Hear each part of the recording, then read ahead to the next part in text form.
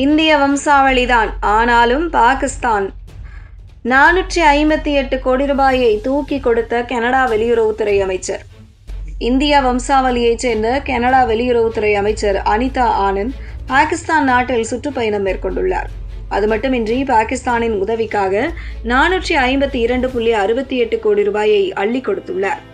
இது நம் நாட்டுக்கான எச்சரிக்கை மணியாக பார்க்கப்படுகிறது. கனடா நாட்டின் வெளியுறவுத்துறை அமைச்சராக இருப்பவர் அனிதா ஆனந்த். இவர் இந்திய வம்சாவளியைச் சேர்ந்தவர்.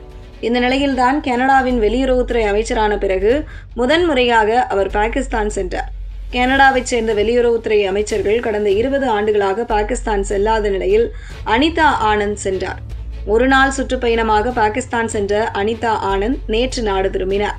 முன்னதாக பாகிஸ்தான் பிரதமர் ஷெபாஸ் ஷெரீப் மற்றும் துணை பிரதமரும் அந்த நாட்டின் வெளியுறவுத்துறை அமைச்சருமான இஷாக் தார், உள்துறை அமைச்சர் மோஹின் நக்வி உள்ளிட்டோரை சந்தித்து பேச்சுவார்த்தை நடத்தினார்.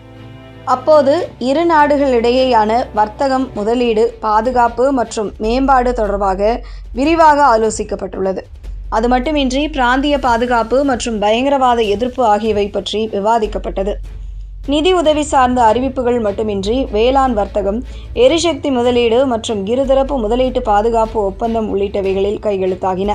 அது மட்டுமின்றி பாகிஸ்தானுக்கு பல நூறு கோடியை உதவியாக அள்ளி கொடுத்துள்ளார் அனிதா ஆனந்த். அதாவது பாகிஸ்தானுக்காக மொத்தம் $47 மில்லியன் உதவியாக கனடா வழங்கும் என்று அறிவித்துள்ளார். $47 மில்லியன் என்பது நம் நாட்டின் இந்திய ரூபாயில் 452.68 கோடி ரூபாயாகும். இதில் ஐக்கிய நாடுகள் மேம்பாட்டு திட்டம் மூலம் வெள்ளத்தால் பாதிக்கப்பட்ட குழந்தைகள் மீண்டும் கல்வி பெறுவதை உறுதி செய்ய $10 மில்லியன், ஆகா கான் ஃபவுண்டேஷன் கனடா அமைப்புடன் இணைந்து பருவநிலை மாற்றத்தை எதிர்கொள்ளும் திறனை வலுப்படுத்த $15 மில்லியன், ஐக்கிய நாடுகள் மக்கள் தொகை நிதியம் மூலம் சுகாதாரம் மற்றும் குடும்ப கட்டுப்பாடு சேவைகளை விரிவுபடுத்த $20 மில்லியன் வரை நிதி உதவி அளிக்கப்படும் என்று அறிவிக்கப்பட்டுள்ளது. நம் நாட்டுக்கும் பாகிஸ்தானுக்கும் இடையே நீண்டகாலமாக மோதல் உள்ளது. கடந்த ஆண்டுதான் இரு நாடுகள் இடையே 3 நாட்கள் போர் நடந்தது. இப்படியான சூழலில் கனடா வெளியுறவுத்துறை அமைச்சரும் இந்திய வம்சாவளியுமான அனிதா ஆனந்த் நிதி உதவி வழங்கியுள்ளது மட்டுமின்றி இரு நாடுகளின் உறவை வலுப்படுத்துவது நம் நாட்டுக்கு எச்சரிக்கை மணியாக உள்ளது.